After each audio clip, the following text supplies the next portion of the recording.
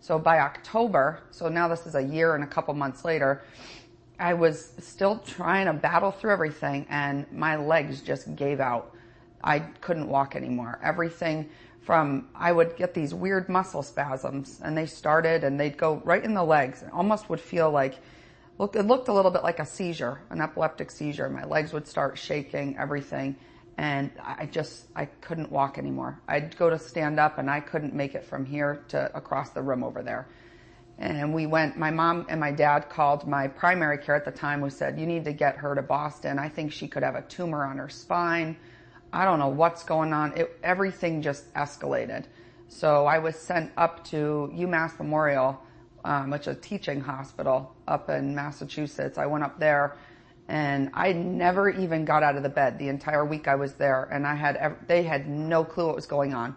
And the only test that came back off, they did spinal taps, they did everything, was my Lyme test came back equivocal, which at the time should have been a huge red flag. But nobody really thought anything of it. It was, all right, so equivocal meant it wasn't positive, it wasn't negative, and my mom pushed on it a little bit, but the doctors didn't seem concerned about it. And they ended up sending me from there to a rehab facility where basically I was on a floor with all the stroke patients and I couldn't move. I was in a wheelchair at the time. And I went there to try and rehab my muscles to get me to be able to walk again. And I was having the spasms then. They were about 20 to 30 minutes long at this time.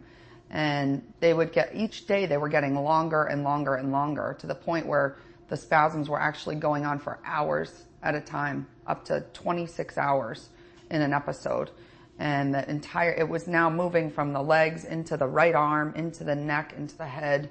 And it was like somebody had a control over my body. I couldn't do anything. I would sit there and have these convulsing spasms for hours on end, and I would be awake through the whole thing. So they sent me to the rehab facility, and still no diagnosis at this time. They were throwing out ALS, MS, Parkinson's, some neurological, dopamine deficiencies, a lot of real scary diagnosis at the time, but nothing was concrete. It was, you may have, ALS, you may have MS, you may have Parkinson's, but nobody could figure it out. And I spent those 3 weeks in the hospital, and I remember saying to the doctor, he said, I don't know what you have. Sally, I have no idea what you have, but I'm not sure that you'll ever walk again. And I will never forget that. And I looked at him and I said, well, I don't think you know me. I said, I will walk out of here. I don't know how, but I will. I spent 3 weeks in the rehab facility. They put me in the pool. They did this, they did that. And I walked out of there after 3 weeks on Lofstrand crutches, the ones that come around your arms here. And I remember looking at him saying, it's not pretty, and I can't walk very far. I could walk maybe 10 steps, and then I'd be back in the wheelchair. But I said, but I told you I could do it. I told you I'd walk out of here.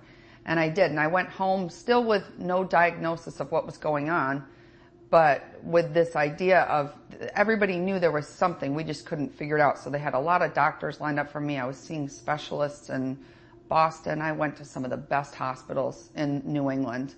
Mass General, Brigham and Women's, UMass Memorial, you name the hospitals, I've been there.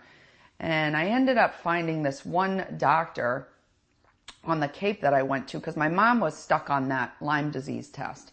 So she found this. My mom was such a great advocate for me. She called this guy on the Cape and said, I want my daughter to come in. I think maybe she has Lyme disease. We're not sure. And at the time, I still having the spasms, 3-4 of them a day, couldn't walk, was still on the Lofstrand crutches or in the wheelchair.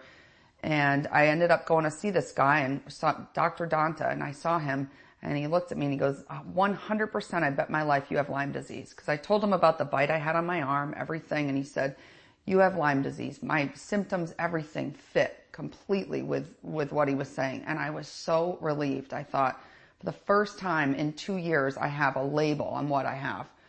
But at the time, 2004, 2005, it probably was, Lyme disease wasn't what it is now. So we had to fight a battle with even getting treatment. There were doctors who would say, Lyme disease can't do this to you.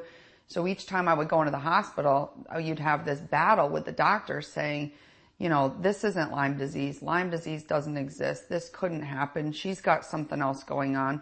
I mean, and so they're fighting, and at the root of it